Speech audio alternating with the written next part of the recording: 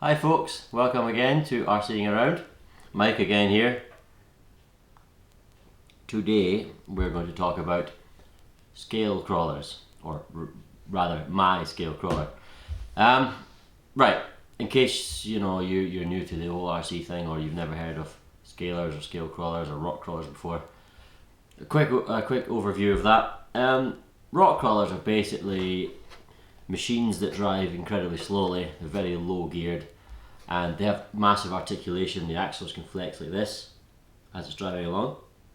So on a normal truck you'd have maybe independent suspension, one at each corner, 1, 2, 3, 4, and this wheel can go up, that wheel doesn't get affected by it, and that wheel goes up on its own because you've got the shock absorbers here, With a crawler, the axles are fixed, so this wheel directly influences this wheel. So this wheel goes up, that one goes down, like this. So that one's attached, and then the front one's attached, so these pivot like that. Okay. Now the difference between rock crawlers and scale crawlers. Rock crawlers are unrealistic machines which have huge articulation. Sometimes they can talk about doing pretty much 90 degrees turn. Big off-road tires, really high mounted, have lots of ground clearance and things, and they work really well. If you get crap ones, you get with everything, you get cheap and expensive ones. But even the cheapest one, like the Maverick Scout, is one of the cheapest quality ones, because you get toy grade ones as well that are not as good. But the Maverick Scout is your basic starting good quality cheap crawler, and people can modify them and turn them into very good crawlers. The scaler, on the other hand, sacrifices a little bit of that massive capability in the pursuit of a bit more realism. So you have, hence the name scale crawler, because it looks more scale, it looks more like a realistic car. So you have less articulation, still a lot more than other RC types, but you would have things like suspension, which is roughly based on a real car. Sometimes you get leaf springs, sometimes you get coilover springs, and your articulation is much reduced, and they're usually, don't as big a tire, don't have as much ground clearance and things, but because they're very well made and very well designed, often they're very capable anyway, sometimes as much, although you'll get things like the Axial Wraith, which is, although it's classed kind of as a scale vehicle, you compare that to the Axial's own SCX-10, which is very much based on a real vehicle. The Wraith will go to places the SCX-10 can't. As such, they're classed in different categories, and in competitions you can't base one against the other, really. But anyway, enough about that. This is mine. It was a Seben Racing rock crawler, which is, here's the shell for it, and that's pretty much all I've got left now. Basically that's a Maverick Scout but orange, and it had 4-wheel steering. It had a transmitter that could allow you not just to have 4-wheel steering constantly, but on normal mode the front wheels would steer, the back ones would be locked, just like every other car. You could press a button and it meant that as these ones went that way, these ones went that way. So the car had, how do I do this here?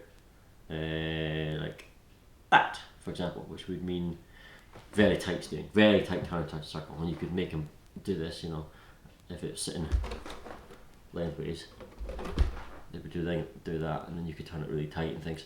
Or you could have them go the same way, so the axles would do this, which allowed the vehicle to crab as it's moving forward. To be honest, when it came to scaling, it was more of a gimmick than anything else. I wasn't really feeling that rock crawler because first of all, it was very high vehicle with the battery mounted right at the top, so you had a lot of high mass in terms of weight, very high centre of gravity, and combine that with the torque twist. As you accelerated, the whole car would kink to the side. So combine that with the heavy battery, it would constantly lean over when you're accelerating, it would rub against its own shell, and it looked a bit shit. So never mind. Also the bumpers would get caught up. That's a common problem with the Maverick Scout. Most people straight away take the bumpers off them. I say Maverick Scout, like I say, they were the same chassis. One's anodised orange and one's anodised steel coloured, but yeah, I wasn't really feeling it. It didn't look realistic. I like a realistic scaler. So anyway, it's gone now because not only was I not feeling it, the radial gear failed. So I lost that ability. Even if I used a different transmitter on a different receiver, fair enough. But I lost the ability permanently to switch between the different modes on the steering without getting another very expensive handset which had that ability. They're more than what I was willing to spend on that. So anyway, scrap that. And what I've made is this. This is my scale crawler. Now this is a Tamiya Bronco body shell, Ford Bronco, which I really like. This was the basis. I wanted this body shell, which actually turned out to be very problematic for me, as I'll explain. Underneath now, word of warning, my scale crawler looks awful. It looks terrible. It's the worst looking scale crawler chassis you'll ever see, because I literally just chopped the other chassis to bits and used a little bit of the aluminium, and then the rest of it was, apart from, I got a Uni chassis from RC Offroad, which, because I picked a really short Tamiya body shell, I didn't realise this at the time because I'd been new to scalers. The Tamiya is a smaller, shorter body shell than the likes of your normal Axials and G-Mades and Viteras, and basically it's a different scale. It says 1/10, but it's more like a 1/12, and it meant I had to shorten the chassis, and I didn't have a Dremel at the time. I just used this crappy old blunt hacksaw, so it's a bit of a mess.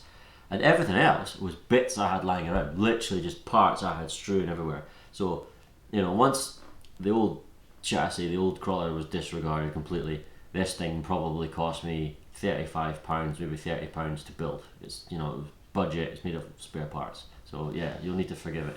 If you look at it, it's pretty horrid. There's different bits bolted to it. They're not symmetrical because, like I said, I didn't have a Dremel. It just cut with a hacksaw. The electrics are mounted to what was the old battery bar on the other one. That's the same gearbox and everything, and most of it was just lifted straight off it. The battery's held in with a long spring, held together with cable ties. Yeah, I mean, it looks like crap. Homemade links. It's got a steel drive shaft on that end, a plastic one for this end. That's not deliberate, that's just how it's turned out at the moment.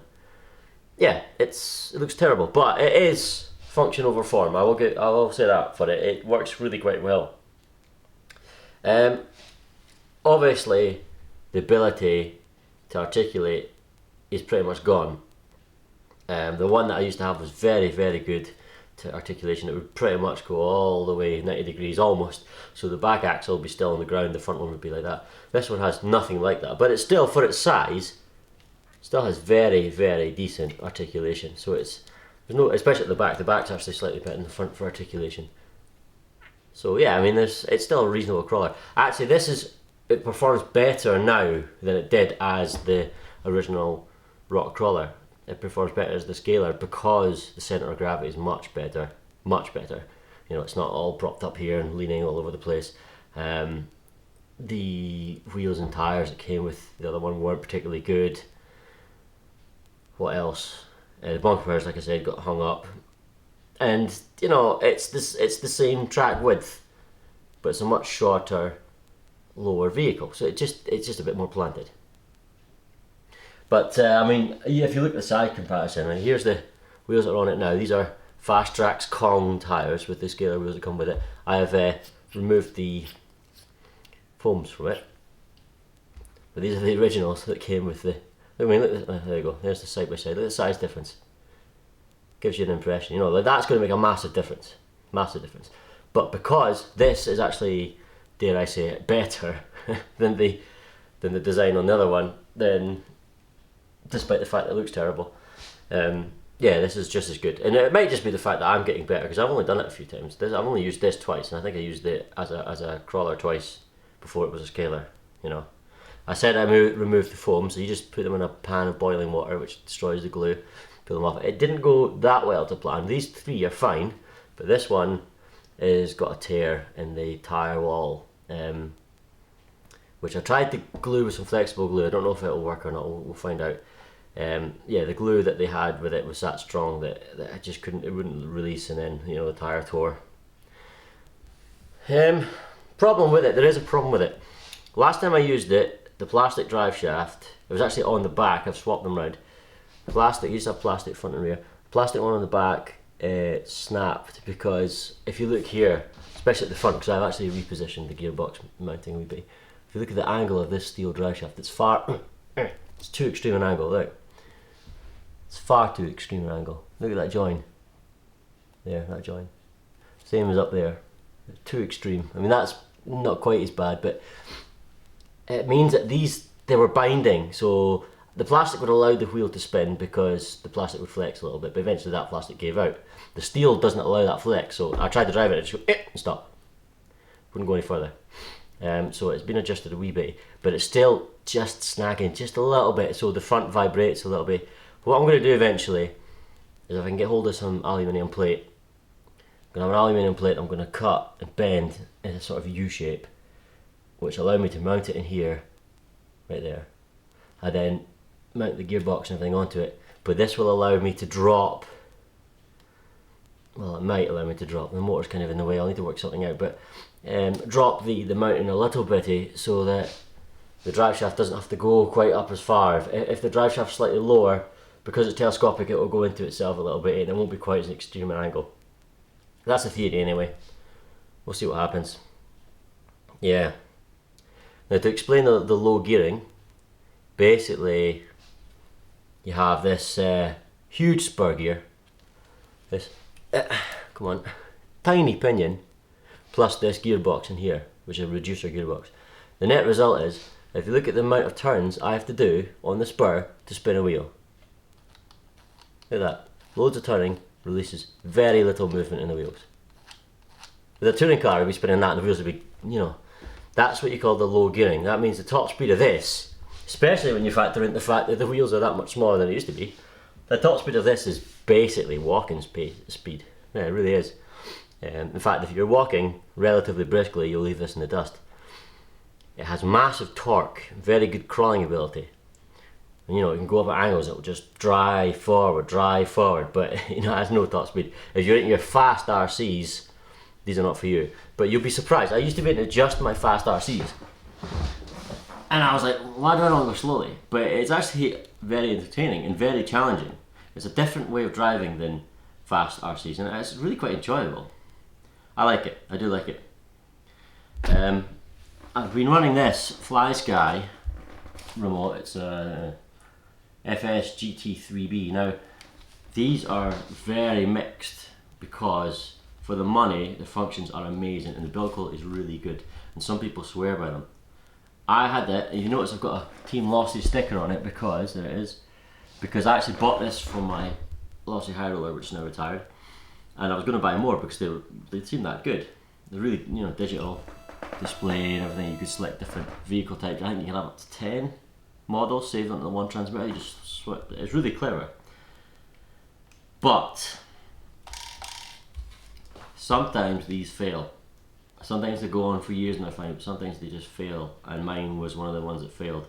And what happened is my high roller, which was running a 9-turn brushless system, 2-cell, 4370 kV motor, it's quick, and